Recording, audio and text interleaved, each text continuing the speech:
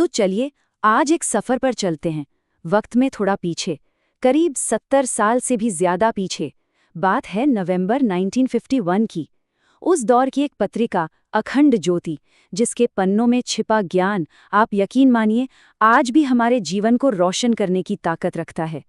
आज हम युग ऋषि पंडित श्री राम शर्मा आचार्य जी की इसी अद्भुत विरासत के सार को समझने की कोशिश करें। अब देखिए, पहली नज़र में ये शायद एक साधारण सी मैगजीन लगे, लेकिन ये सिर्फ कागज़ और स्याही का ढेर नहीं था, बल्कि एक मशाल थी। एक ऐसा नक्शा जो हमें दिखाता था कि कैसे एक उद्देश्य से भरा, शांतिपूर्ण और शक्तिशाली जीवन जिया जा सकता है। तो यहाँ सबसे बड़ा सवाल ये उठता है कि हम अपने अंदर की इस आग को, इस ज्ञान की अग्नि को जलाएं कैसे? और जब जिंदगी के रास्ते में मुश्किलें आएं, अंधेरा छा जाए, तो इसकी रोशनी का इस्तेमाल खुद को रास्ता दिखाने के लिए कैसे करें? चलिए इन्हीं गहराइयों में उतरते हैं। तो सबसे पहले बात करते हैं उस नींव की जिस पर यह पूरा दर्शन टिका हुआ है, और वो है ज्ञान यज्ञ। ये सिर्फ एक शब्द नहीं है, बल्कि जीवन को देखने का, उसे जीने का एक पूरा तरीका है। इस पत्रिका के मुताबिक ज्ञान कोई ऐसी चीज नहीं है जिसे तिजोरी में बंद करके रख दिया जाए। नहीं, ये एक जिंदा बहती हुई ऊर्जा है, एक ऐसी पवित्र आग जिसे न सिर्फ जलाए रखना है, बल्कि उसकी रोशनी और उसकी गर्मी दूसरों तक भी पहुंचानी है। असल में यही ज्ञान का सच्चा यज्ञ है। अब जो बात वाकई में बहुत दिलचस्प है, वो ये है कि इस ज्ञान की रोशनी से अपने अंदर की दुनिया को कैसे बदला जाए। इस प्रक्रिया को पत्रिका में एक बड़ा सुंदर नाम दिया गया है, आंतरिक कायाकल्प, जो एक तरह की भीतरी आल्कमी, एक भीतरी रसायन है। और कायाकल्प का मतलब यहाँ सिर्फ बाहरी रूप रंग बदलना नहीं है।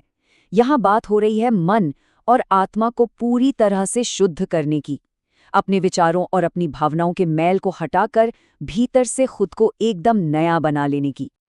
और ये कायाकल्प होता कैसे है? एक सचेत चुनाव से। ये कोई किताबी लड़ाई नहीं है, ये तो हर रोज हर पल हमारे अंदर चलती है। जब भी मन में क्रोध या अहंकार जैसा कोई नकारात्मक भाव उठे, तो उसे पहचानना और फिर जानबूझकर करुणा और विनम्रता जैसे दैवीय गुणों को चुनना। असल साधना यही है।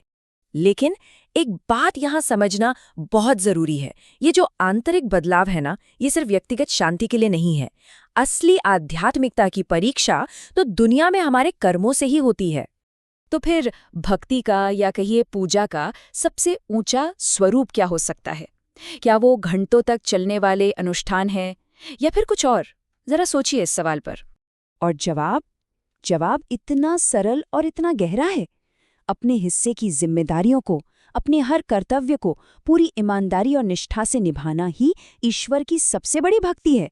चाहे वो दफ्तर का काम हो या परिवार की देखभाल, उसे ही पूजा समझना, यही सच्ची आध्यात्मिकता है। और इस कर्तव्य के रास्ते पर चलने के लिए ये कुछ व्यवहारिक सिद्धांत बताए गए हैं। ये सिर्फ अच्छे विचार नहीं है, बल्कि एक अनुशासित और सार्थक जीवन जीने के लिए एक ठोस नक्शा है।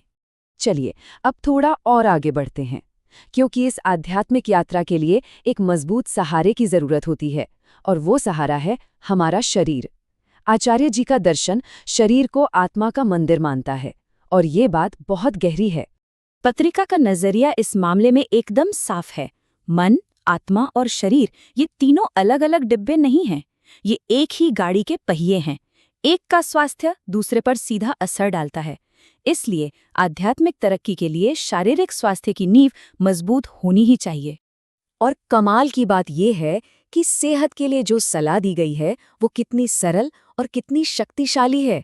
ये छोटे छोटे नियम जब ये हमारी जिंदगी का हिस्सा बन जाते हैं, तो हमारे शरीर में बड़े और बहुत पॉजिटिव बदलाव लाते हैं। और यहीं आकर देखिए, सारी बातें फिर से एक हो जाती हैं। शारीरिक स्वास्थ्य के नियम हमें वापस मानसिक शांति की ओर ले आते हैं, क्योंकि जब मन शांत होता है तो शरीर अपने आप तनाव और बीमारियों से दूर रहता है। एक शांत मन ही स्वस्थ शरीर का सबसे बड़ा रक्षक है। तो आइए अब इन सभी धागों को एक साथ पिरोते हैं और उस पूरी तस्वीर को देखते हैं जो 1951 का ये प्रकाशन हमें एक उद्देश्यपूर्ण जीवन के लिए दिखाता है। तो ये हैं वो 4 मजबूत खंबे: ज्ञान, आंतरिक शुद्धि, कर्तव्य और स्वास्थ्य। और ये कोई अलग अलग रास्ते नहीं हैं, ये सब एक दूसरे से जुड़े हैं और मिलकर एक संतुलित, एक संपूर्ण और शांतिपूर्ण जीवन का निर्माण करते हैं। और आखिर में हम आपको इसी एक सवाल के साथ छोड़े जाते हैं। आज की दुनिया में जहाँ हर तरफ से शोर है, ध्यान भटकाने वाली हजारों चीजें हैं, तब हम अपने मन की इस लौ को, इस ज्ञान की अग्नि को बुझने से कैसे बचाएं? शायद इन कालातीत सिद्धांतों में ही इसका जवाब छिपा है।